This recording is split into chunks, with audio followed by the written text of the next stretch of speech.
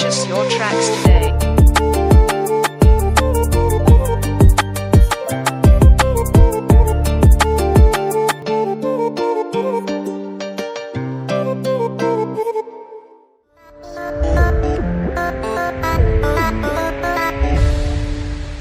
Je suis Jules Nguesson.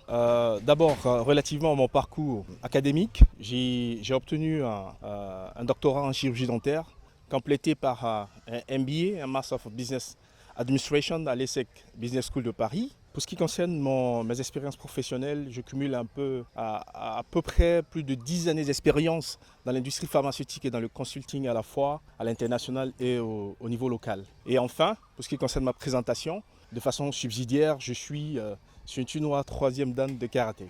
Voilà.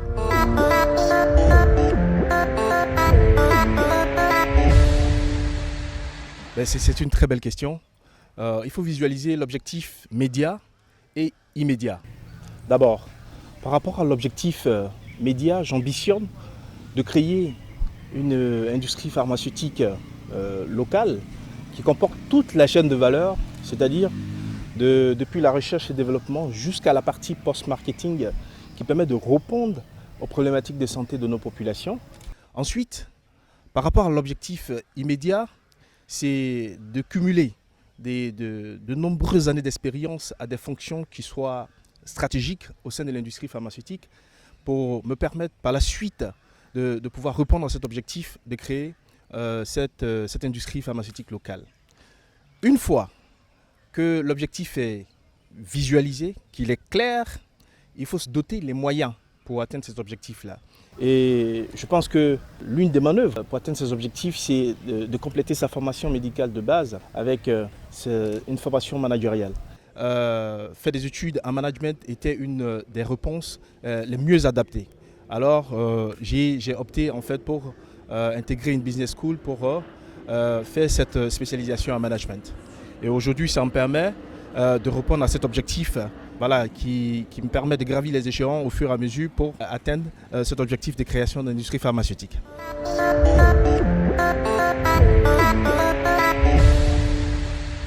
Définitivement, oui. Je pense que c'est le bon choix. Écoutez, je pense que je suis une personne aujourd'hui qui, en ayant fait ce choix, m'a permis d'accumuler des compétences à la fois techniques, mais aussi qui a permis de transformer ma personne.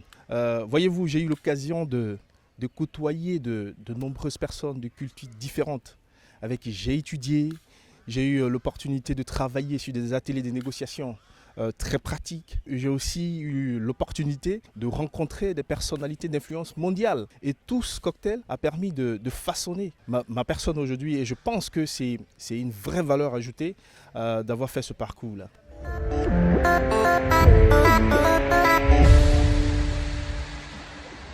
Oui, bien sûr, je le referai. Dans la mesure où, comme je le disais tantôt, ça m'a permis de cumuler un certain nombre de bénéfices, à la fois techniques, mais aussi d'un point de vue personnel.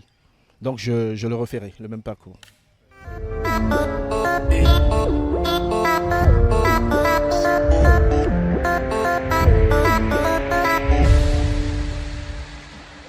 C'est une excellente question. Je dirais que j'ai fait le choix de rentrer, on va dire, quand j'ai senti le moment. Je vous explique. Premièrement, lorsque vous ambitionnez en fait de retourner en Afrique et que vous avez un niveau de seniorité, on va dire relativement avoisinant entre les 3 et 5 années d'expérience, le retour reste relativement acceptable parce que vous êtes enclin d'être minoré quand vous rentrez dans le thème d'emploi et de rentrer au sein de l'entreprise et de faire rapidement vos classes et monter en puissance. En revanche, lorsque vous cumulez de nombreuses années d'expérience à l'international et que vous avez même une vie familiale pleinement établie, avec, on va dire, entre griffes, ces pseudo-privilèges, il vous est difficile et ça devient lourd de faire ce retour, ce comeback. Pour moi, au demeurant, j'ai de la marge de progression tant au niveau de l'entreprise, mais aussi au niveau de ma vie familiale. Donc, j'estime que j'ai fait ce retour au moment où il fallait.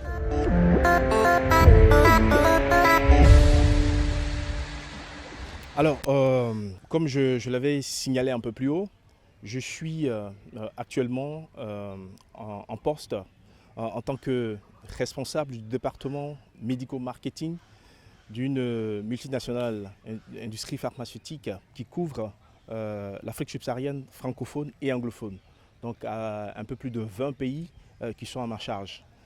Alors, je manage 2 équipes, une équipe médicale et une équipe marketing. Pour la partie médicale, je vais superviser tout ce qui est stratégie médicale et de communication scientifique, interne et externe pour le compte de l'entreprise. Et enfin, pour la partie marketing, je vais superviser toute la stratégie et les actions marketing sur ce même périmètre dont je viens d'évoquer.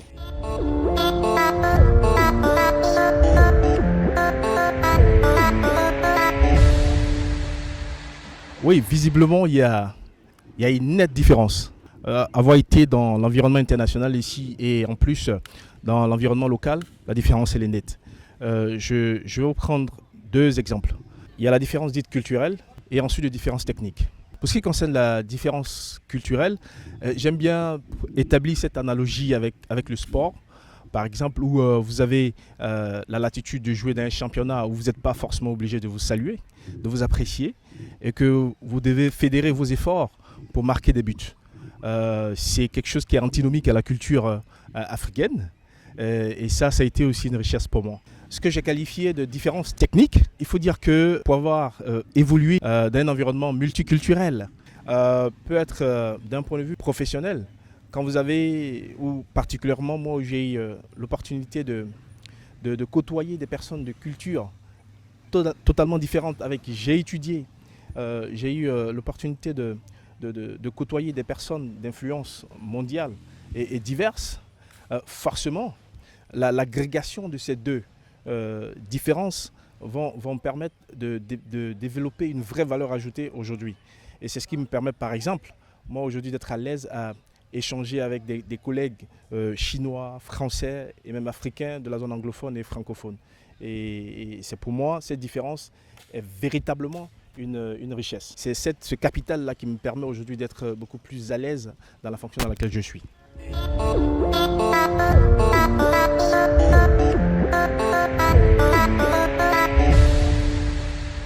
Alors, il y a 2 choses à distinguer. Il y a pour ce qui concerne l'industrie pharmaceutique, une grande composante qui est représentée par les filiales de multinationales pharmaceutiques dans notre région, et puis juste une petite composante qu'on va qualifier de composante locale et que je peux même appeler d'industrie pharmaceutique embryonnaire. Alors, pour ce qui est des forces de cette industrie, en Côte d'Ivoire, c'est véritablement d'apporter des solutions en termes de médicaments qui soient efficaces et sûrs pour nos populations. En revanche, des points qui peuvent être des points d'amélioration, c'est que très souvent, ces médicaments qui sont fabriqués sont des médicaments qui vont répondre aux problématiques de santé des régions européennes ou américaines, qui ne sont pas forcément les mêmes tableaux, on va dire, médicaux que l'Afrique subsaharienne. Et je pense que c'est en cela que l'industrie pharmaceutique locale peut être une réponse à cette situation, visiblement, qui répond à mon objectif de vouloir créer une industrie pharmaceutique locale pour apporter des solutions qui soient adressées aux problématiques de santé liées à notre communauté.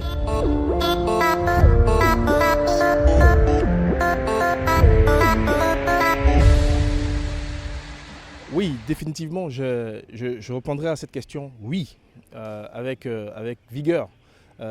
J'encouragerai les jeunes Ivoiriens ayant un parcours médical de base à faire à peu près le même parcours, c'est-à-dire qu'à cumuler les fonctions de management en plus. Pour la simple raison que vous apportez à la fois des solutions techniques, mais aussi des solutions qualitatives qui permettent de transformer votre personne. Et je pense que j'en suis le prototype parfait de ce qu'on peut cumuler à la fois sa formation médicale de base et ses études de management pour permettre de s'épanouir d'un point de vue professionnel, mais aussi d'un point de vue personnel.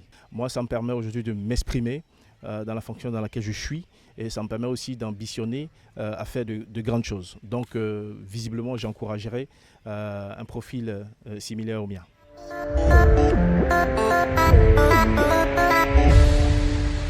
Alors, mon mot de fin, c'est un mot de remerciement que j'adresse à Denkiem à travers son président Emmanuel Mian, qui me donne aujourd'hui l'occasion de m'exprimer et à faire en sorte à toucher un grand nombre de personnes.